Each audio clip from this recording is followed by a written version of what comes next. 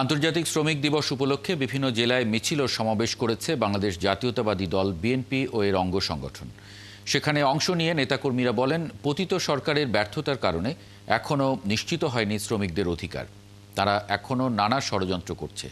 ফ্যাসিবাদী আওয়ামী লীগকে প্রতিহত করতে দেশে নির্বাচিত সরকার প্রয়োজন বলে জানান নেতারা। সহকর্মীদের তথ্য ছবিতে প্রতিবেদন। মহান মে দিবসে রাজশাহী মহানগর ও জেলা শ্রমিক দলের উদ্যোগে সাহেব বাজার 0 পয়েন্ট থেকে একটি বর্ণাঢ্য শোভাযাত্রা বের করা হয়। এতে অংশ নেন ছাত্রদল, যুবদল, স্বেচ্ছাসেবক দল সহ বিএনপির বিভিন্ন অঙ্গ সংগঠনের নেতাকর্মীরা।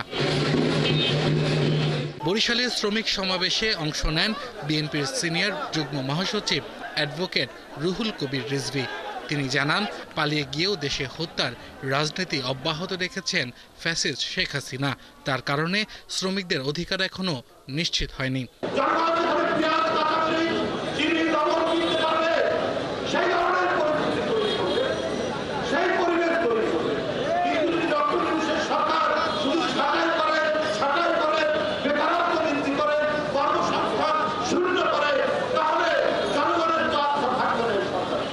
আন্তর্জাতিক শ্রমিক দিবস উপলক্ষে হবিগঞ্জ পৌরসভা মাঠ থেকে শোভাযাত্রা বের করে জেলা শ্রমিক দল।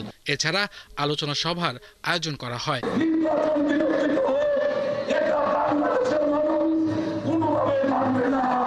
নাটোরের কানাইখালী এলাকায় জেলা শ্রমিক দল আয়োজিত শ্রমিক সমাবেশে অংশ নেন বিএনপির কেন্দ্রীয় নির্বাহী কমিটির সদস্য রুহুল কুদ্দুস তালুকদার দুলু।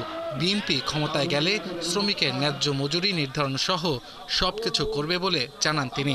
দেশের স্থিতিশীলতা, দেশের গণতন্ত্র স্বাভাবিক অবস্থা ফেরত হলে জবাবদেহিমূলক সরকার, জনপ্রতিনিধিশীল সরকারের বিকল্প নাই।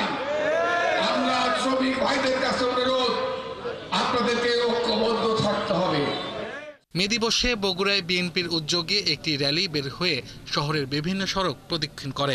এতে উপস্থিত ছিলেন বিএনপির জাতীয় নির্বাহী কমিটির সদস্য ভিপি সাইফুল ইসলাম। লালমনিরহাটে রেলওয়ে শ্রমিক দলের কার্যালয়ের সামনে থেকে শোভাযাত্রা বের হয়। এতে অংশ নেন বিএনপির রংপুর বিভাগীয় সাংগঠনিক সম্পাদক আসাদুল হাবিব দুলু।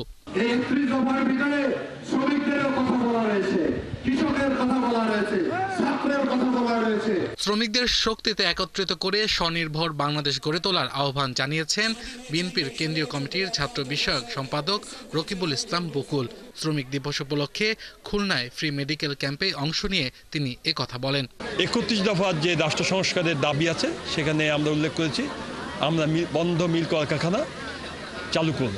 নওগাঁয় বিএনপির কেডির মোট দলীয় কার্যালয় থেকে শ্রমিক দিবসের মিছিল বের হয়। এতে অংশ নেন দলের অঙ্গ সংগঠনের নেতাকর্মীরা। আব্দুল্লাহ মামুন, ৭১।